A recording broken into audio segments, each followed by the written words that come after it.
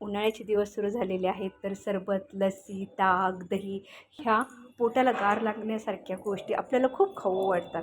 तर मग मी म्हटले, की चला मग तुम्हाला ह्या गार गोष्टी कशा तयार करायच्या हे दाखवू शकते. आता मी दही घरीच तयार केलेलं आहे आणि जे घरामध्ये ड्रायफ्रूट्स होते ते ड्रायफ्रूट्स घेतलेले आहे. ड्रायफ्रूट्स नसेल आवडत तर तुम्ही स्किप करू शकता.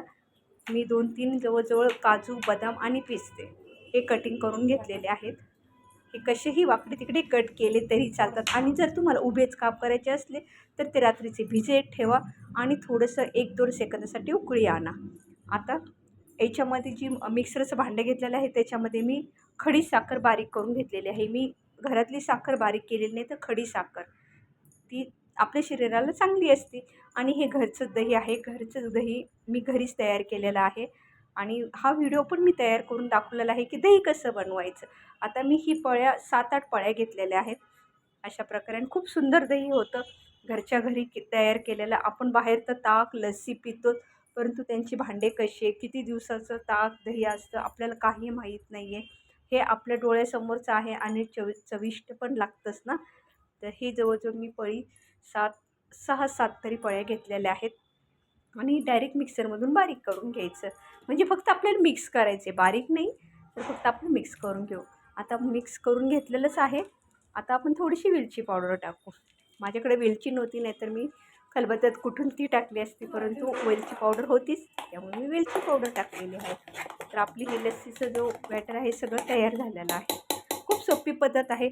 आणि त्याच्यात जर तुम्हाला आईस्क्रीम टाकायचं असेल तर आईस्क्रीमचं पॅक आणायचं आणि चमचा घ्यायचा, चमच्याने बरोबर आईस्क्रीम टाका. इतकं सही की तुम्हाला असं वाटेल बाहेरच्या लस्सीचा आनंद घेता असे वाटेल.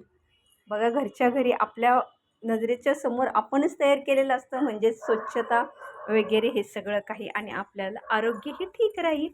तुम्हाला गूळ जरी टाकायचा असेल ना तरीही तुम्ही टाकू शकता बरं का. आता मी गूळ नाही टाकला, पण माझ्याकडे खडीसाखर होती म्हणून मी खडीसाखर म्हणजे अजूनच पौष्टिक मी बनवण्याचा प्रयत्न केलेला आहे. आणि आईस्क्रीम टाकून तर खूपच सुंदर लागेल. लहान मुलांना आईस्क्रीम टाकून द्या, आपणही खा, खूप छान लागतं. आणि माझ्याकडे तर आईस्क्रीम मी आणलेलं नव्हतं.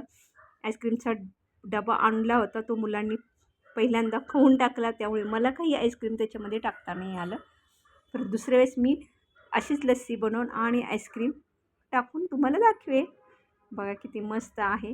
तुम्ही कुठून कोणत्या कोणत्या एरियातून बघता, कोणत्या शहरातून, कोणत्या गावातून, तर मला प्लीज कमेंट बॉक्समध्ये नक्की सांगा. व्हिडिओ आवडल्यास लाईक करा, शेअर करा आणि व्हिडिओ नवीन असेल तर सबस्क्राईब जरूर करा. तुम्ही रोजची माझी व्हिडिओ बघता याबद्दल धन्यवाद.